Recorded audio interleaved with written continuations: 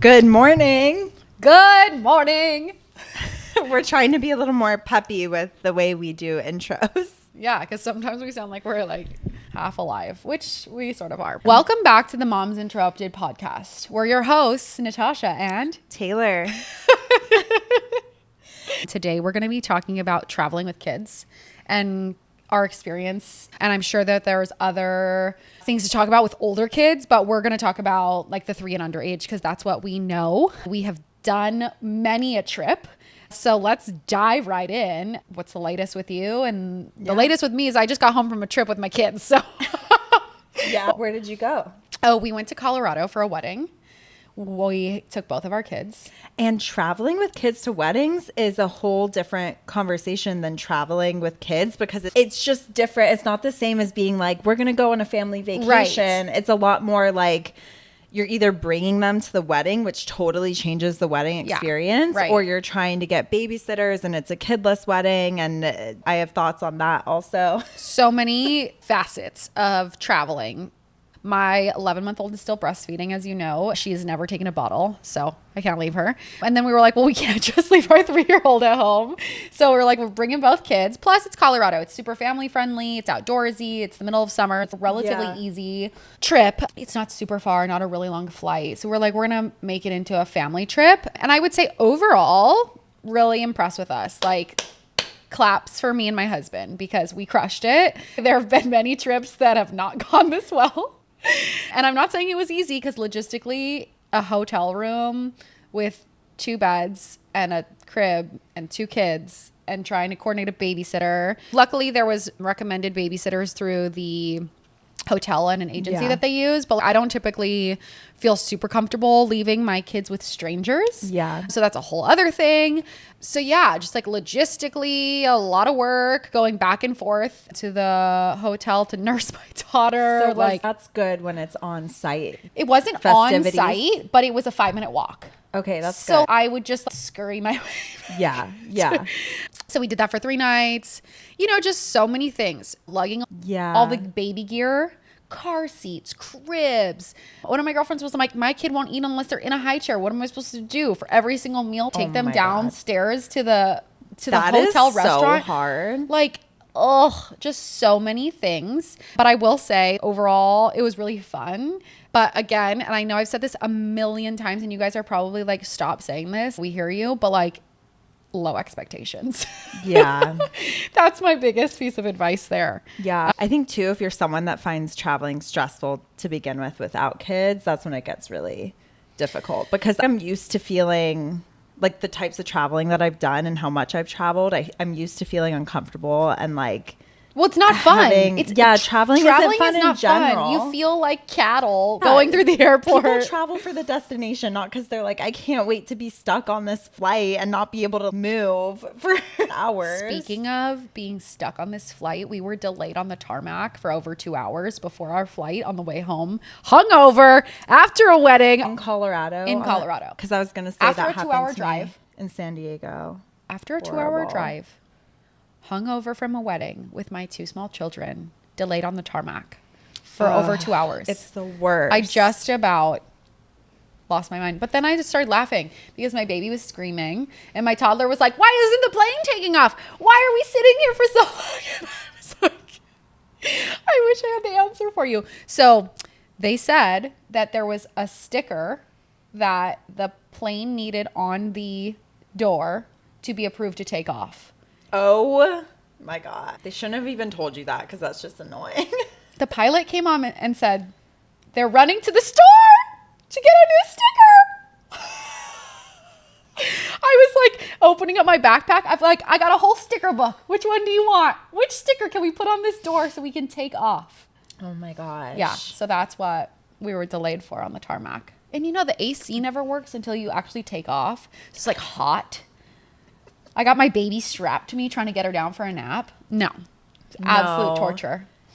It's misery. But if you go into it thinking like this is going to be hard, and also there's no rules. I try to keep my kids relatively clean and like disease free and eat healthy snacks and limit screen time. But when we're traveling, no rules. Yeah. Everything's out the window. You want Cheetos? Sure. You want to watch 12 hours of Super Kitties? Go for it.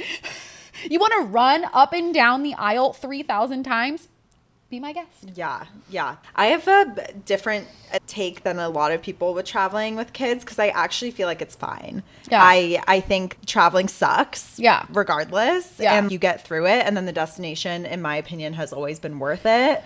The thing with traveling is that there's a start and an end, right? Yeah. So the thing with traveling is there's a beginning and an end. So at least you can be like, well, this is a shitty 3-hour flight, but it's going to be over in 57 minutes. Yeah. Then we get off and then, on to the next. I will say, mainly taken my son on 6+ hour flights. Because it's usually been Hawaii. Yeah. Where our parents live. Or the infamous Turkey trip. Which was crazy. Wild. The amount of people that were like, you're doing what? You're bringing your 1-year-old to 13 hours away to Munich and then another 3 hours to Bochum. Like, what on earth are you doing? I asked my husband if he wanted to take the kids to Europe this summer, and he was like, there's nothing I'd rather do less. Okay, here's what my take on traveling with kids is. I think that it really matters who you're going with. I personally don't find it as fun for right now in this stage to go with just my husband and I and our toddler. I would rather have my parents there or going with another couple friend who has kids. I just think it's more fun when it's more of a team effort and everyone's kind of in the same boat and you're doing things together. 100%. It's a little more jarring when you're in a different place and you're lacking like your full community and you're just trying to figure it out and you end up just being way more stressed. I agree. Also, the other people are a distraction from monotony of the kid stuff. So it is nice to have other people around because just in general, right? Because more hands and then also adult interaction. Yeah. And then just being a distraction from like, okay, it's just us in a different place. If you have other people around. The kids have people to play with. Yeah. It's just and it's just fun for everyone, I think. Yeah. Plus, your friends might be wanting to do things that you wouldn't normally do. And you're like, oh, we'll take them to do that and we'll figure it out. It kind of gets you out of your comfort zone. Like a lot of the times I want to do XYZ, but we'll do it in between nap times. But when you're with other people, you're sort of forced to get out of your comfort zone and you're forced to maybe we'll try a nap on the go. Maybe we'll just skip nap today and see how it goes, Yeah. And that to me kind of, although it can be hard, it kind of shifts your perspective. Okay, I don't have to be a slave to the schedule. Yeah. We're going to kind of spice it up. Yeah. High risk, high reward. High risk, high reward. So let's talk about how old was Kelly the first time that you traveled anywhere with him? Like I'm talking a long car ride or a plane or a boat.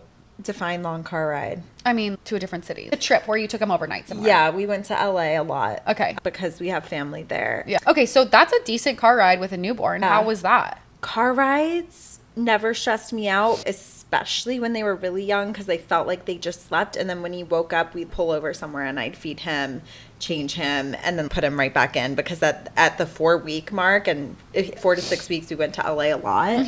He was just sleeping. So Lucky. Hot take, I didn't think it was like that bad. Lucky you. They're still so sleepy at that age. Dude, Leah, every time I put her in the car, screamed bloody murder the entire time. At 4 weeks? At 2 weeks. Oh my gosh. Until 6 months. Oh no, Kelly didn't have an opinion on the car until he knew what was going on. Nope. I feel like, and where he knew what he was doing. I didn't go on any car ride longer than 10 minutes to drop my kid off at preschool. I remember driving home from Target one day. She was 3 weeks old, and I had to pull over 4 times. It's a 20-minute drive because she was inconsolable, hyperventilating, like vomiting. She was so upset. And I was like, am I going to ever make it home? And honestly, I think that a lot of people find long car rides anyway to be really not fun with kids. Again, So- it's never fun. Yeah. But my son, the first time, car rides were fine, like you said. And I would sit in the back and feed him a bottle, and we wouldn't even have to really pull over that much. Yeah. But my daughter, whew, tough one. Yeah. It's just interesting that they're also different. Yeah. Because some people will be like, oh yeah, car rides, no problem. And then I just always would have to time it with naps, but yeah. yeah. Even then, she wouldn't sleep in the car. Like the Hysterical. minute the car turns on, if I timed it before he was overtired, he'd just fall asleep. Yeah. I do that now. She'll fall asleep in the car now. Yeah. But for whatever reason, like she was not happy in the car seat before 6 months. I mean, I wouldn't be either. It's uncomfortable. Strapped in there, facing the back. Ugh. But for flights, I think he was 3 months old when we took him to Hawaii. Okay, yeah. So that's similar. I did a flight to Hawaii when I think Kane was 3.5 or 4 months. And that's, I feel like, a great age to fly on an airplane with them because you can just hold them and nurse them and or bottle feed, whatever. Yeah. And they're just snuggly and they kind of sleep a lot still. The wake windows are short. Not a lot of entertaining to do. Yeah. There's like no entertaining to do. Yeah. Now Leah just turned 11 months and I would say this is the nightmare age. Yeah. Because she's so busy. She wants to crawl constantly. She does not understand that we have to sit for takeoff. Does not understand that we have to sit when there's turbulence. So pissed. Like hysterical screaming. And there's no way around it. It just is what it is. Yeah. She's awake for so long. She's awake for like 3 hours at a time. So it's like, it's not like I can be like, oh, it's okay, she'll just fall asleep. Like, no, she's awake. Yeah. Yeah. I feel like 1 is so hard. Do you think that 1-ish is the hardest age to travel on an airplane? I think it's probably different based on temperament of each baby, obviously. But I actually really found the crawling stage to be really crappy while traveling because like disgusting. Where are you gonna go? On the gross airport floor or like the airplane? And I just loved when he could actually wear shoes and walk around and get energy out before the plane and stuff. And like it's harder on me, but like less gross for everyone. Yeah. So I think it's hard in different ways. Some kids will sit there no matter their age and watch TV for a long time. And some kids, like my son, just like can't watch TV for more than like 20 minutes before getting just totally over it. Yeah. So, and he's 2. Right. Every kid's different with Every kid's different. TV stuff. Like my son will literally sit in front of a TV on an airplane for 6 hours straight and not move. That's like amazing. I'll be like, do you have to go to the bathroom? So go to Europe. Right. Do it. Just with him though. Yeah, just with him. My daughter, I don't think she's going to be super interested. She also is not super food motivated. That's another thing. Screen time and snacks on travel days, I feel like are the only big hot tips for entertainment. And breastfeeding. One of the main reasons I wanted to keep going after a year, obviously, besides from all the health benefits, I was like, my God, I don't want to travel without boobs. When I stopped breastfeeding my son, that was my biggest worry flying to Hawaii was, what am I going to do? He's not going to take a nap. And he didn't. It was horrible. The minute a peep comes out and I was breastfeeding, it's just like, doop. Yeah. And then they fall asleep. It's great. Fall asleep. Cozy snuggles. Yeah. Yeah, that's a hot tip. Keep a little bit of milk if you have any upcoming travel. Yeah. Because it really comes into your favor. The other hot tip I feel like is novelty. So screen time, snacks, and novelty. If you can get something new for them to do, or like people have said wrap things up. Oh, the other thing I was going to talk about with crawling is I've heard some people put socks on their kids' hands so that when they're crawling around. I'm sure they just put the sock in their mouth. For sure. Leah's favorite toys are dirty socks. Kane comes home and takes his shoes off from after school and she immediately puts them in her mouth. I'm like, oh my God. This time before we went on our trip, we had like 2 weeks prior hand, foot, and mouth. And so my kids were running around the airport and I was like, nah, can't be much worse than hand, foot, and mouth. So I carry baby hand sanitizer and do my best, wipes, the whole 9 yards. That's but like one thing that really irks me now, actually, that I have a 2-year-old that's not quite potty trained yet, is like bathroom situations in the airport.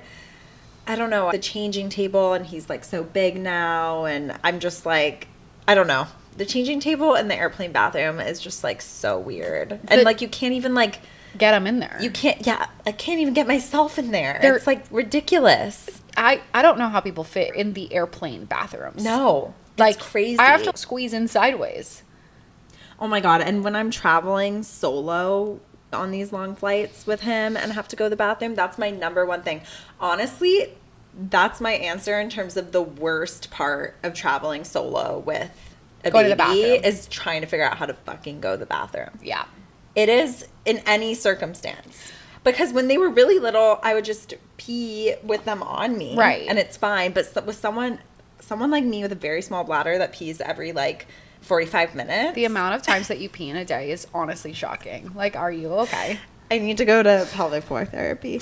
It's definitely my biggest pet peeve because I need to find a really nice flight attendant most of the time that will be, like, watching my toddler so I can pee. The other hard part. Or else he's standing in there touching everything in the bathroom. Yeah, it's disgusting, but that's usually what ends up happening. And I feel like it's just part of it at this point. The really nice flight attendant is nice. The other really hard part that I have found when traveling solo is you have all of your gear, right? You have either a car seat or a stroller that you're probably gate checking. Maybe you checked it, but I think they let you usually check one for free. So this time we checked car seats for free. And so you have the stroller. And when I'm traveling solo through TSA, I have the baby in the stroller. And then to go through, you have to take the baby out and hold the baby. So and irritating. then you have to fold up your stroller. And I'm like, I only have two hands here. And one time, the first time I did it, I asked the TSA agent because they were like, you got to take the baby out and hold the baby and fold the stroller up and put it through the thing. And I was like, do you want to fold up my stroller or do you want to hold my baby? And she was like, ma'am, I cannot help you. And I was like, well, what do you want me to do here?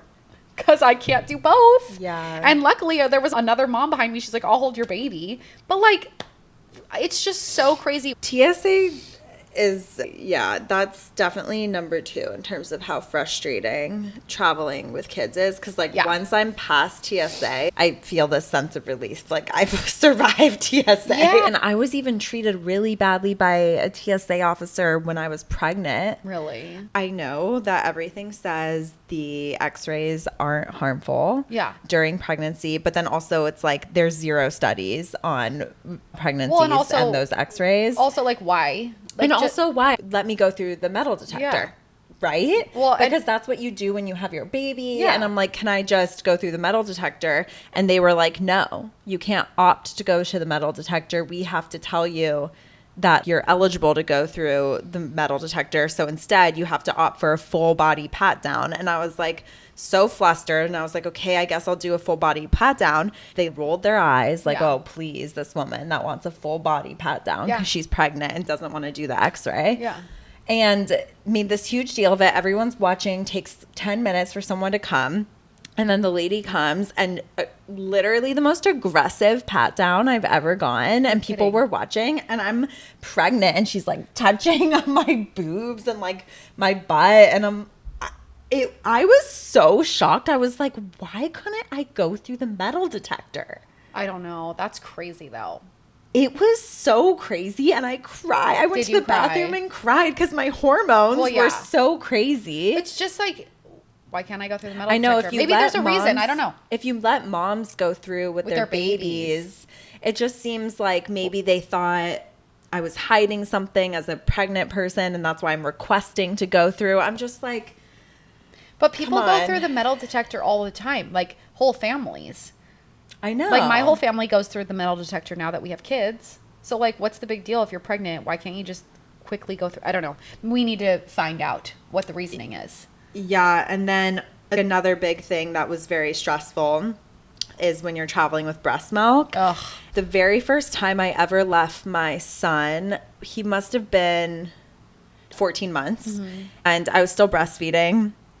I had pumped for many months to make sure there was enough for him when I was gone. And I went to Mexico City and I've traveled a bunch with my son throughout Mexico and always traveled with breast milk and no issue, right? So first of all, I arrive at Mexico City and as you know, you can't drink the tap water. So anytime I'm washing my pump parts, I'm boiling fresh water that I've bought at the store and I'm like boiling it to make it hot and using this soap and it's a whole thing and I'm doing it like 4 to 5 times a day. Oh my God. Anyway, I ended up storing a ton of breast milk. I brought my Haka pouches. Oh my God. I'm like putting them in Haka pouches, freezing them, putting them in my Hydro Flask thing. I'm there 3 days, so it's a lot of milk. It's a lot of pumping. I'm like impacting my travel days because of this, you know. Anyway, I get to TSA in Mexico City And they were like, you can't bring any of this on. And I was like, what do you mean? And they were like, you have to be physically present with your baby if you want to travel with breast milk in Mexico. That is a wild. And I was like, but take.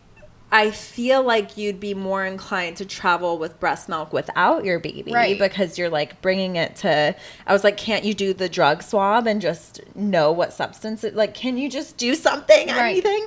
And they were like, no, you have to go all the way back and you can check it. And I was like, I don't have time. Oh my God. And so I literally watched them as they opened the cooler and just dumped all of the bags of breast milk into the trash. And I bawled my eyes out. Oh my God. This woman, of course it's always the woman, yeah. came up to me and was just like, I'm so sorry. This is such a shitty rule. And like, my heart hurts for you and your baby. And I was like, oh my God. So sad. Yeah, I cried. Lots of tears. Everything is already hard. Like, can you just give me a pass? Like, it's already hard and to men travel. don't have to go through these things. Nothing. And like, it's just like they can just be. Yeah. And I don't know, something that makes me extra emotional about breastfeeding is it's not something you have to do. Right. And I was like so dedicated and wanted it so bad. It literally makes me teary even thinking about it. Yeah. And when you know how much energy and effort goes into it, you just know how sad it is to just watch it all go in the trash. Especially because you're traveling, you're already away from your baby, so like you're already I had major regrets. That's another thing. I came home from that trip feeling like, you know what, I wasn't ready. I know that makes me a softie because my baby was 14 months at this point, but I was not ready. And I did it because I felt like I needed to be like a fun friend and like rally with all my other friends. Well, and part of you wants to like go do that stuff. I feel like maybe a little part of me was like, you know, ready for more girls' nights out. When you're planning it, right? You're like, this is gonna be so fun. I'm gonna feel like myself again, right? So like I've been there. I get it. Yeah. I learned a lesson though. I learned that like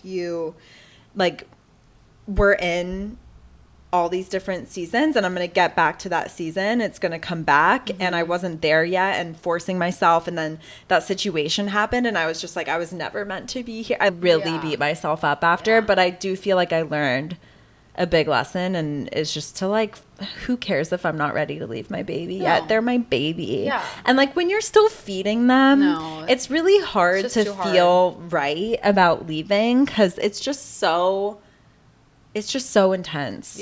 It's so intense. It's so heightened. Everything's heightened. The hormones are heightened. You still feed them with your body. It's just like a very different thing. And 14 months, even though like, okay, that's like, you know, over a year, it still feels like baby. It does. And maybe not to some people, but like my daughter's 11 months. I feel like she's a baby still. You know? So and you have not left Leah yet, have you? No, not for more than like 3 hours. When did you first travel away from your son? Oh my God, so early. We went to Hawaii, I think when he was 4 months old, and we did one night on another island. We went to a wedding for a night when he was 6 months old. We went away for like 3 nights to a wedding when he was like 15 months, 14 months. But he was so easy. And he would go to anyone and he would take a bottle and he never cried. And it was like, although it was hard for me to leave him, like I would be like hyperventilating on the airplane and stuff. Once we were gone, I knew that he was okay. Because he was so happy with grandparents. He was so happy with anybody who was watching him. And so I was just like, okay, this is just like, although it's hard for me, like he's perfectly happy. I also feel like there's such a big difference in motherhood between one night and 3 or 4 nights. It becomes... Like when I was in Mexico City, I was like the first night I was like, okay. I was like feeling okay. I was like, he's having fun. I'm having fun.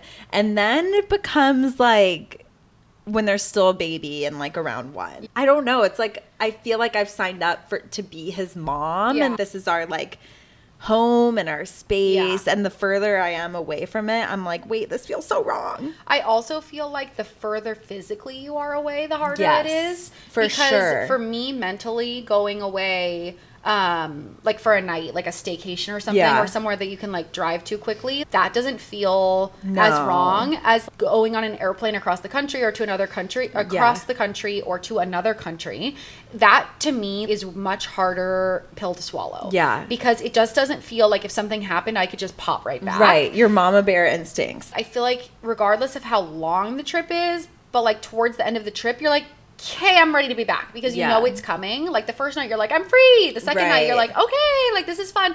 And then by day 3 or whatever, however long that trip is, at the end of it, you're like, okay, I'm done. Yeah. And I'm ready to be back in mommy mode. And that was enough time away. I have a friend who we were on a trip when her baby was like, I don't know, 6 months or something. And their flight got delayed and we were all out at brunch. And she started bawling, crying because she's just like, I had my heart set on getting on this airplane and seeing him before bedtime. And now I'm not going to see him. And I am just wrecked over it. Yeah. Like I'm done. It's really hard to just balance it all. Like obviously there's a part of you that wants to feel normal, that wants to feel back like your old self, back with your friends and doing all these things, but like your heart is just different after you have kids. And it's really hard to, a lot of times, not everybody feels this way, but a lot of times it's really hard to juggle both. Yeah. Even my husband, it's cute. I'll go to Hawaii with just my son. And even he is like, this is too far to be away from him. And it just, you get so used to being so close, and then it sounds really nice to have space, and then when you have the space you're like, wait. It's like when they go to bed at night and then all you do is talk about your kids with your spouse or look at photos of them. It's like, hold on, they just went to bed and I was like dying to get to bedtime, and then here I am.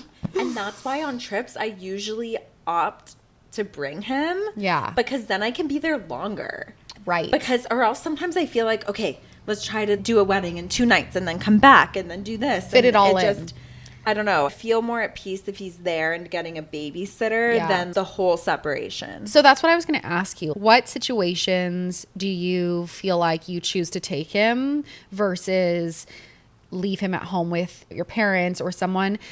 Is there like a time length? Is there a type of trip? What's the decision maker for you?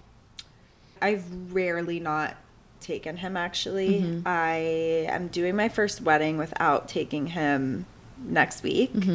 And my husband's not coming either. And there's just too many weddings. Yeah. A lot of weddings. Okay, this is, sorry to get sidetracked a little bit, but when you have kids, the amount of weddings goes from being absurd to just not doable. Yeah. And I'm trying to be that flexible friend. Like, I'm one of the first in my friend group, and there's another friend group of us that have a ton of kids. And like, I'm trying to be the flexible one that's already had kids, that's going to make it to everyone's weddings. And it's just, I hope that they look back and realize, because like I said, to no to their bachelorette this weekend because their wedding's next week. And I'm just like, I hope they'll look back and realize when they have kids that like, this is why I couldn't. They will, like we have, right? Like for when moms that didn't come to our bachelorettes or our weddings, we were disappointed. And then now we're like, oh. And also, with kids, like our time for things is like this. Yeah. And it just, you really have to pick and choose sometimes. And so anyway, we literally just got back from a wedding 2 weeks ago and we all went as a family and it was great. My parents babysat. It was amazing. This one, I was like, this is 3 weeks later. Taking a toddler back to Hawaii 3 weeks after he just got back is insane. The time change, the travel, there's just so many factors. It's too much for him. It's unfair to him. I mean, granted, every day he's like, airplane, airplane. He like wants to go. I know. Kane yesterday before bed was like, I just really miss the airplane. I'm like, cool, I'm glad you loved it because it was hell for me. So yeah, anyway, I'm going alone. My night capacity for being away from him, I feel like is 4 nights. So that's what I'm doing. And his parents are coming to take care of him while my husband works because he can't take off work. And that's a whole nother thing. Making sure you have care and all of that. So many logistics. There's so many logistics. Wait, but is this the longest you've ever left him? Longest amount of nights? Yeah, wow. longest amount of nights. And I planned a birthday trip in 2 months in Canada for 4 nights, and that will be the second 4 nights that I've been away. I'm trying to think what's the longest I've ever left my son, because obviously I've never left my daughter. Yeah, I think 3 or 4 nights is the max.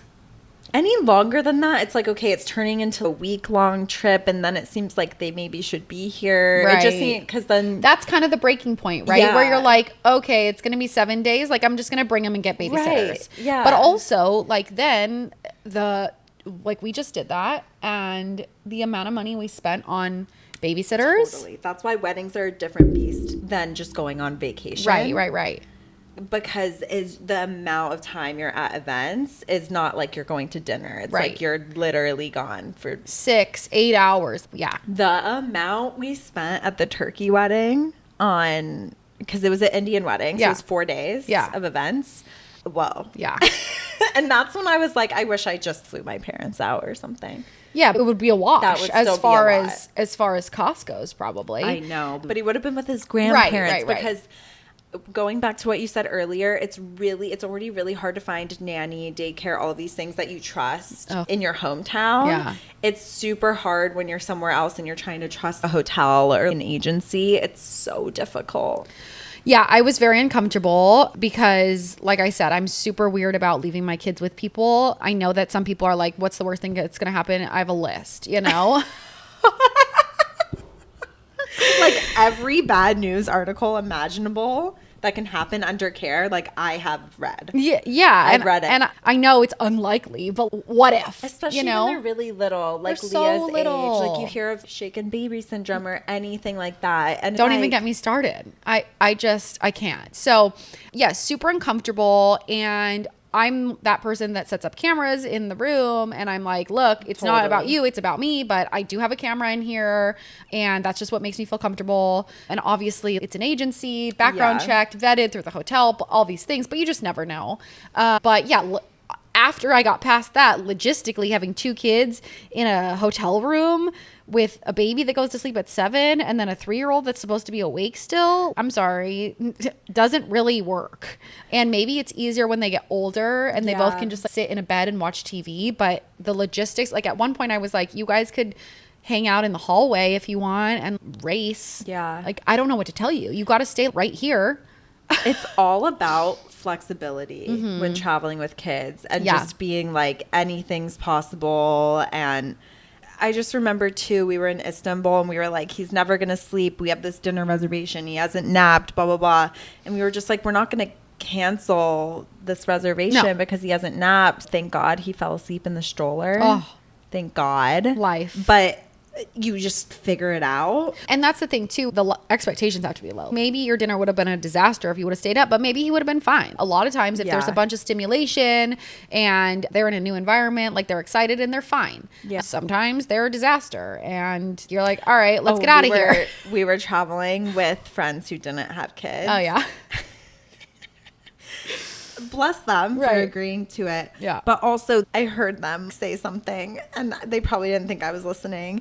And they were like, I don't think we're ready yet. But also that's so relatable. But like valid. No, I think we were like in the midst of a panic about something. Right. Yeah. It's just so funny because you have those moments. I was so stressed out at one point because the babysitter was coming at 4 and then like we had a dinner at 7 and I had to go home and put the baby down, but that was going to be in the middle of when dinner was being served for some event and I couldn't get the baby down and my husband's like, hurry back, your dinner's getting cold. And I'm just like, you know what? Like, it doesn't matter. Yeah. I'll just meet up with you. And same thing when we have plans with friends, even at home. And they're like, how's a 7 o'clock dinner? I'm like, I will just meet you guys there. Yep. It's all about being flexible because every time I try to get my kids down before I go out somewhere, they won't go down. Yeah. They can just feel the stressed energy of you trying to rush through the bedtime routine or like trying to make something happen. Yeah. And I just think that I'm just going to meet you there. And obviously that's not always feasible, like for a wedding or something, you know, you can't just be like, I'll show up whenever I want. Yeah. But for most of the time you can be like, I'll just meet you there. Like, I'm just going to take care of this. This is my first priority. That's what I have to remind myself. This is my first priority. I'm going to get this done. Yeah. Or if you can bring them, that's the other thing that I wanted to ask you about. What do you think about people having no kids at weddings or having like kid-friendly weddings? if you have no kids at weddings, you should be okay with having no friends that have kids at your weddings. Yeah. That's a hot fucking take, but I'll stand by it, honestly. Yeah. And I felt that way before I had kids. Yeah. I think that kids are a part of life. Yeah. I think that sometimes people don't feel comfortable leaving their kids. Sometimes people can't afford to leave their kids. It is very expensive. Not everyone has grandparents that they trust or are super hands-on. And I think that's just the reality of it. And my husband and I have made it work for a lot of kidless weddings. Yeah. But if we had not shown up, they would have to be okay with it. And that's how I think. Yeah. And that's happened with some cousins. Like my sister was just like, I have 3 kids. Right. I'm not coming to all the way to North Carolina from California without my 3 kids for your wedding that says no kids. Right. It's not going to work. It's just not going to work. Right. And they just have to be okay with it. Yeah. And if they're not, then you can't control that. Yeah. And to be honest, like, I get it. A lot of people think kids are chaotic and will mess up the ambiance or aesthetic. But like to that, I just say, whew. Yeah. I think on the flip side, people think they want their friends free, so they're not dealing with their kids at the wedding and they want them to enjoy it. But like, that's the rhetoric I hate the dealing with. Like I know. I just feel like we've become a culture where if you're dealing with your kids and if other people feel like you're dealing with them, then like maybe don't have kids. Yeah. I just feel like they're a part of society and we're making it to be a us versus them. And I think it's honestly really mean to kids. Yeah. I think that they've lost the ability to interact in adult environments because we treat them like that. Right. And I just don't really foresee that happening in places like Europe. Yeah. And here it's just, I don't know. I think it's a little selfish, but also do you. Right. Just don't expect your friends with kids to come. Totally. And I think that it's just interesting. Like before I had kids, I was like, I don't know. I don't think I want kids at my wedding because I just want it to be an adult party. Yeah. And so I understand that mindset.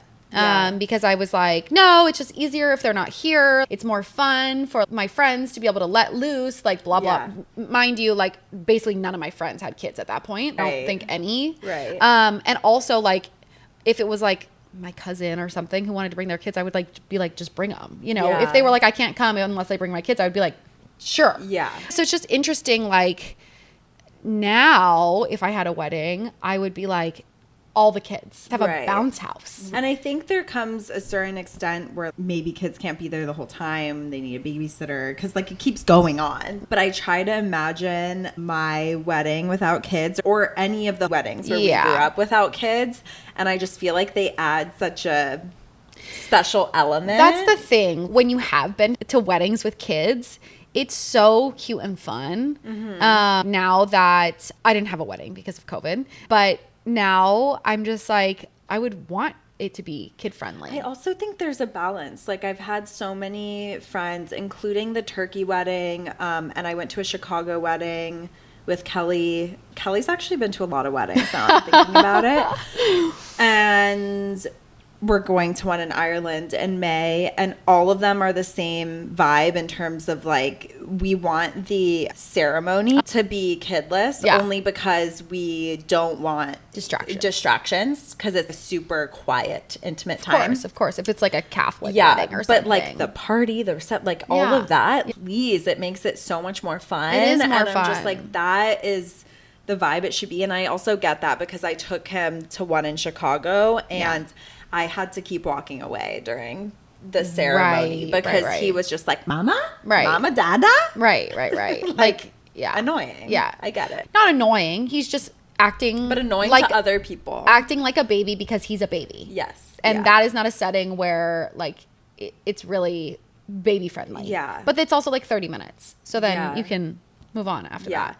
And everyone, he was there in his little like tux and everyone was like obsessed and so happy he came, including the bride and groom. Well, and how was it for you? Were you still able to enjoy? Did you still have fun? Or was it work for you?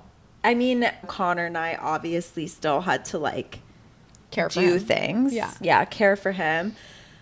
But I do think it's a mindset shift. Yeah. And it goes back to our episode about connection with toddlers. I feel like they tend to act out at weddings when you aren't involving them. So I like involved him on the dance floor and tried to bring him into conversations. And I feel like he had fun. He was just learning to walk. It was like a... Cute. Right now, it's like a little different. But all they want is, right, to connect with you and to be valued, which we learned when we spoke with Debbie. Yeah, understand also, wanting a night out to yourself, too. Yes, and that's also valid. Not everyone can. So just don't expect it is what I was 100%. And I think that, like you said, if you really want someone to come to your wedding and you really care that they're there and they have kids and you don't allow kids at your wedding, you have to expect that they're not going to be able to come. Yeah. Especially if it's a baby. Yeah. There's such a big difference between if you have an 8-year-old who's like a whole nother dinner plate. Right. Versus a baby. You literally have a baby. Yeah. Because the care for them is very different. Well, and you can leave an 8-year-old with a babysitter. Totally. And not be like stressed out that like your boobs are going to be exploding. Yeah. I love when invites are like no kids. And I'm like, is that like a 2-month-old? Right. That's not even a kid yet. Yeah. And like they're feeding from me and attached to me and you can't leave them. So I've said no to some weddings that were no kids because I think he was like 8 weeks old. Yeah. And I was just like, it's either me with him or like I'm not present. And I think a lot of the times, like if you're invited and like it is a really close friend, you can be like, yo, does this apply to me? Yeah, totally. But like in other situations, you would be like, I'm a fringe person anyway. I don't need to go. Yeah. Yeah. So that's the hot take on weddings. Do you like traveling with your kids? I love traveling with my kids in a lot of ways. What I really enjoy about traveling with my kids is getting away from the laundry, the cooking, the cleaning, all of the things that I feel like I need to get done around the house, the mental load of making sure everything's stocked, of making sure that I have enough snacks for everyone. And to me, that mental break, I found that I actually don't want to get away from my kids as much as I want to get away from that stuff. Yeah. I want to get away from the mental load. I want to get away from the physical labor of keeping the household running. I think also getting away from, because on vacation you're kind of forced to be flexible and let go of routines. And sometimes it's nice to no longer think about like, oh, he's not down for a nap. Ooh, we have to go here. We have to drop off this. We have to do this. All the normal things go away and you're just kind of like, oh, he just yawned. Maybe we should try to get to a place like the car that he can nap. It just becomes a lot. For me, it's actually less stressful because I'm not thinking about things too, because your mindset is like, we're on vacation. Yeah, anything goes on vacation. Anything goes. There's just no rules. There's no rules. It's so nice. I'm like, maybe he'll fall asleep in the car. Maybe he won't. We'll figure it out. Yeah. What is he eating? Chicken fingers? Great. Yeah. Great. So glad he's eating anything. My son ate corn dogs for every single meal while we were in Colorado. Love it. And you're not cooking it. I'm not cooking it, and I am not cleaning up after it. Amen. Fucking men. Also, you have ketchup all over your shirt. Throw that in a bag. That's future me problem. I love it. It's so true. Yeah, it's nice to get away from all of the things that occupy so much of our mind when we're at home. Yeah. That's my hot take. While traveling with a baby, have you ever been asked for their birth certificate? No. I have. You have? Yes. Wow. Not once. You know how they're always like, bring it in case? Yeah, and I'm like, I was just talking to someone who was like, I've never been asked. No one's ever asked, don't bring it. And I was like, I've been asked. What did you do? Did they think I was smuggling him? He looks exactly like you. But I luckily but I had his global entry card. Wow. Yeah, because I got him a passport when he was 3 months old. Yeah. And with that, I applied for global entry. But I had to show them that. And they were like, okay, this is good. I can't believe they asked you. Yeah, I'd never been asked. And I actually... But what do you bring now? Nothing. Do you bring no documentation for either kid? No. Right after this, you're going to be asked. They look exactly like me. The fuck? Kelly looks like me. Yeah, I don't know. I think maybe someone one time said, do you have something? And I was like, no. But at what age? Do you want to see my camera roll? I birthed him. You want to see the pic? It's not like kids have IDs. No. I don't know. But I've actually thought about it. Like, man, it would be easy to just like steal a baby and Because they don't ask for any documentation. Totally. And you're like, yeah, this is my baby. Well, that's why they're supposed or my to kid. ask. It's Yeah. confusing. It is confusing. That's wild, though. I guess word to the wise. Food for thought. You should have documentation. It's nice to have like some form of documentation, like a copy of birth certificate. I guess you could just like entry card, passport. I guess you could just take a picture of something passport, like that and have it at least like on your phone. So when you travel with your baby, do you bring car seats? Do you bring strollers? Do you bring cribs? What is your hot take on that? Do you rent it? I know there's baby apps like Baby Quip that you could rent it from. I know like some people borrow from friends. I know some people ask the hotel to provide it, whatever. What's your situation on that?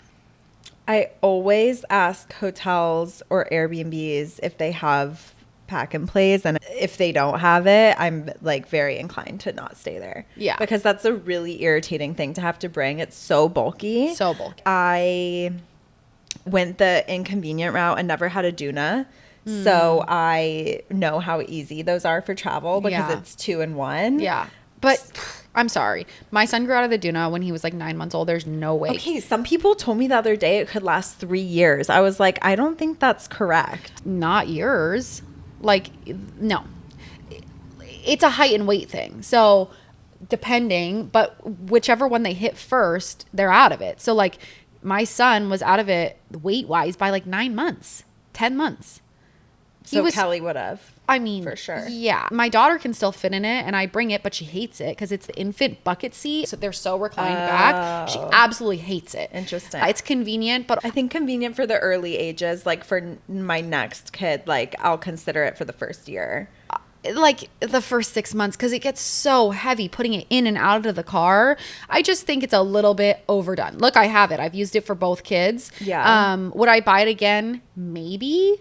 But it's not something that I would like rush out and be like, this is the number one thing. So what I was going to say is rental cars or like airport shuttles usually provide a car seat. Yeah. So we never ran into like huge issues with that. Yeah. But when you're not renting a car and you're like Ubering around, if you're going to like New York City or like when we went to Chicago, it got really irritating because I was lugging around a giant car seat. Yeah. I took it to the wedding, left it at the door at the wedding, Oh my like God. put it in an Uber. I was just like, oh my God. Okay, 2 things. I will say that with both kids, we have bought the cheapest car seat known to man. They're like $7. And sorry, nope, not $7. They're $65. I'm like, where did you, where did you find this car seat? Sign me up. They're like $65. Okay, they that's what I bought off weigh Amazon. 7 pounds. Yes. So they're super lightweight. Yes. Okay. 7 pounds.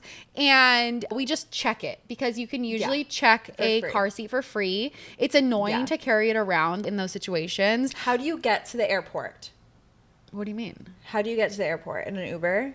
We usually either leave our car close by, like Where? street parking, and like Really? risk it, or we leave it at the airport. My husband hates Ubers. Leaving it at the airport is so expensive. Yeah, but when you factor in Ubering your whole family in a XL with 2 kids in car seats, like if you're leaving for 4 days or less, like it actually pencils out. That's something that we haven't figured out yet, and we do something different each time, Yeah. and it's so stressful. Yeah, it's annoying. Like back in the days when we were single without kids, you just Uber to the airport. It's so easy. Yeah. And now it's like, do you put car seats in Ubers? Do you drive? So the last time we did it, it was like $80 each way for a big SUV that fit both the kids in and all of our stuff. So it's not just fitting the kids like having a 4-seater car. Right. It's fitting all of the suitcases and strollers and all the gear on top of that, right? So you need an SUV. So it's like $80 each way to the airport. And then by the time we did the math, it was like slightly more to leave our car there, but like logistically easier for us to just do it. So it just made sense for us, but that's with 2 kids. So like And maybe then you have a travel stroller. and then we had a travel stroller, 2 car seats, 3 suitcases. Yeah, a lot. I do like my little travel stroller. The travel stroller is Light, great, light, cheap, and not worried about it. Like yeah. if it gets banged up, whatever. It also technically can fit overhead, which is great. So I don't always have to like gate check it. I like- sometimes the gate check thing takes forever. Really? Yeah, and I'll be standing there with Kelly. Yeah. who's freaking out and wants to get out, Yeah. and we're just watching everyone deplane, and I'm just like waiting for the stroller. Oh, getting off. Yes, Yeah, getting yeah, off. yeah. It is annoying waiting, but also I think gate checking is so clutch. It is so clutch. Like, do not check your stroller. No, because you need it through the airport. Yes, like. I Hot stand by tip that. number one, I did it one time without a stroller, and even if the kid won't sit in it, just to put your bag or your stuff in there. Gate check's amazing. Gate check your stroller. Gate check your stroller for sure. Do not try to go through the airport without one stroller. The other thing that I wanted to bring up was traveling to places that are not necessarily kid friendly. So we talk about going on vacation and going to all these places that have like pools and beaches, like cities ain't it. Like, no, cities ain't it. Like, it's like, all my friends are like, come to New York, come to New York. I'm like, I love it, but that's probably going to be a girl's trip. That's exactly what I was going to say. That for me, I asked you earlier, what's the breaking point as far as like deciding to bring your kid or not? And for me, a lot of it is location based. Yeah. Although like it's very far away, New York City, I wouldn't want to be that physically far away from my kids. If I had to go there, I wouldn't bring them just because I don't want to deal. No, the Chicago trip was stressful. Yeah, I don't want to deal with car seats in and out of Ubers, going on I guess you could go on the train, but going through the subway with my kids running around. No, like how do people do it? The airport to the city, and then like the tiny little restaurants. Like I know people do it, and people who have kids in the city say, do you go to Central Park every single time you need the kid to run around? I know. Like I don't get it. Yeah. My toddler would just run into the street in front of a taxi in 2 seconds. And there's parks and playgrounds, and people live in the city and they do it. But to me, if I was planning a family trip, that wouldn't be the spot. Spot would be beach, pool, all-inclusive hotel, big grass areas, Disney cruise. No, like what you were saying about the Colorado wedding. It's why we feel passionate about going to the Ireland wedding in May. Right. Because Europe outdoors is like so kids friendly, and when we took him to Turkey, we went to Bodrum for the wedding. It was all beaches and pools and so kid friendly. Also, warm weather places. Yes. Then you don't have to worry about getting your kids all wrapped up in gear, buying new gear that they're going to wear. What I also will say is there's kid friendly destinations with environment, like with what we're talking about, and also with the way things operate. Yes. So like when I landed in Istanbul, it was crazy. There was a separate TSA line for children and parents that had a big rainbow arch and like playgrounds in the airport. Wow. And then not only that, we would take him out to dinner, and all of the different restaurant owners at multiple restaurants would come and bring him balloons to strap onto his high chair. They'd bring him all these toys. All the high chairs were super plush and comfortable. I'm like, what is happening? Amazing. Oh, I took him to the Blue Mosque, and he had a blowout, literal huge blowout. It was like, we need to immediately find a place. Yeah. And none of the bathrooms were open. And this woman found me, saw that I was stressed out, and gave me the employee bathroom key and ushered me over there and helped me. Stop. And I was just like, so nice. Just feel like I was treated so well there as a mother. And I don't even feel like that in my home country a lot. So it was pretty eye-opening. And that was a city. Right. So it was interesting. The culture was so kid-friendly. Thinking about it like that versus like the actual like architecture of a city. Being like, oh, it's a city, so it's not kid-friendly, versus like the culture of the city. Yeah, like maybe London might be a little different than New York, or like Copenhagen. Yeah. I've taken the kids to Mexico, which like amazing. And actually so kid-friendly. Like, you just see so many generations hanging out together. Oh like, my gosh. So many. Just to wrap it up, if you could give one piece of advice to a new mom about traveling with their kids, what would it be? Traveling with kids, I feel like, takes a lot of forethought. You could use ChatGPT, make you a list for all of the things that you need to get ready. You got to get the laundry ready. You got to make a list of all the snacks you want to bring, all the ways you want to keep them entertained for the actual travel day, a list for your travel bag for them. You need extra clothes. You need diapers. So my biggest advice, and I think being overly prepared at least helps me have less stress and go into it being like, all right, well, it is what it is now. I did everything I can to be prepared, and now we're here and we're just going to get through it. Make some lists and give yourself a couple days to prepare so that you have time to get everything executed, and then Jesus, take the wheel.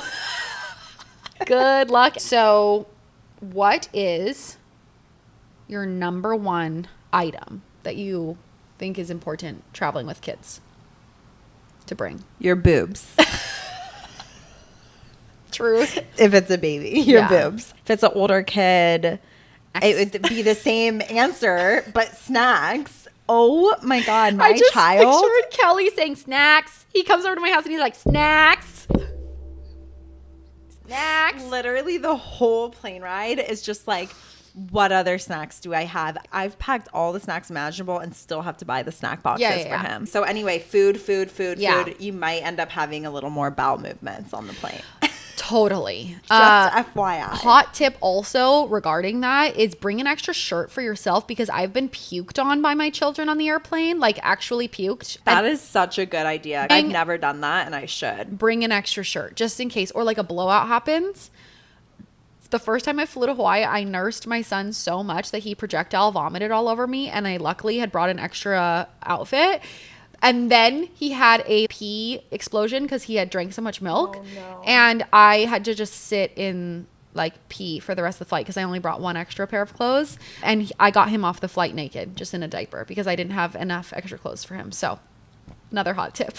Yeah, extra clothes for everyone, and be really strategic about what's on your carry-on if you're checking luggage. Yes. Because your carry-on needs all of the toys, all of the snacks, diapers, wipes, more than you think you need, change of clothes. Also bring your if you have any meds or like first aid stuff, I would bring that on your carry-on just in case. Like, you just never know. Yeah. Like, kids fall and hit their heads. I don't know.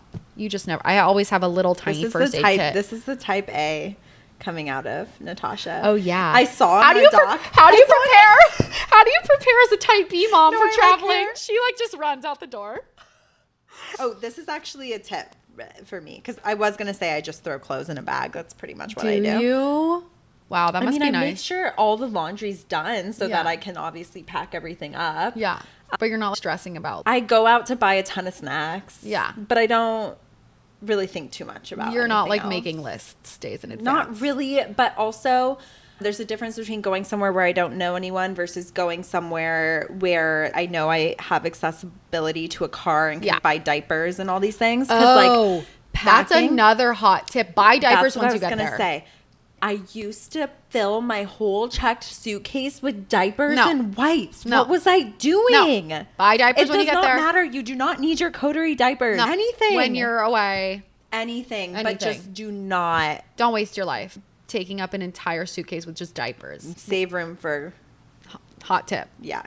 Gifts. On that note, I think is always worth it with kids, in my opinion. My husband and I gave each other a huge high five after. We were like, we fucking crushed that. Yeah, there were stressful times. Yeah, there were disappointing times. Yeah, there were hard times, like being delayed on the tarmac for 3 hours. But also, we had fun, and the kids had fun, and we did it. You feel this sense of pride. Like, the more you do it, the more comfortable you are.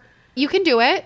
It sounds hard, but the more you do it, the better you'll get. Make a list or don't. If you're someone who wants to keep traveling, there's no reason you have to stop. That's your kids are going to melt down wherever you are. Yeah, if they're going to have a meltdown, it might as well be in the Alps. We ended up deplaning when we were delayed on the tarmac. No. There was this woman in line talking about a really mad baby on the airplane. It was my baby.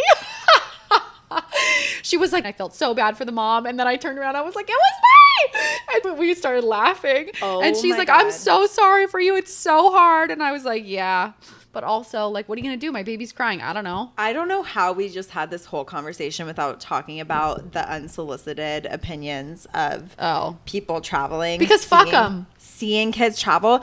Actually, that's my biggest piece of advice to wrap it. Do not give a flying fuck about having to excuse your like children for just behaving like children on airplanes. It doesn't matter. Who cares what Karen on the airplane thinks about your child? I just had a lot of insecurities about how other people were going to feel about me traveling with my baby. And that impacted me more than like the actual experience. Yeah. It can make your experience really negative. It can make you doubt yourself as a mom. And it's just better to put on headphones and live your life and tend to your baby because they need you, and just like fuck everyone.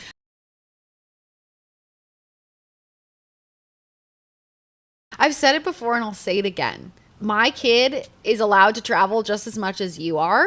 And yeah, it sucks that my baby is screaming bloody murder on this tin can. It sucks more for you. In this tin can in the air. It sucks the most for me. Put on your headphones and go watch your movie. Yeah.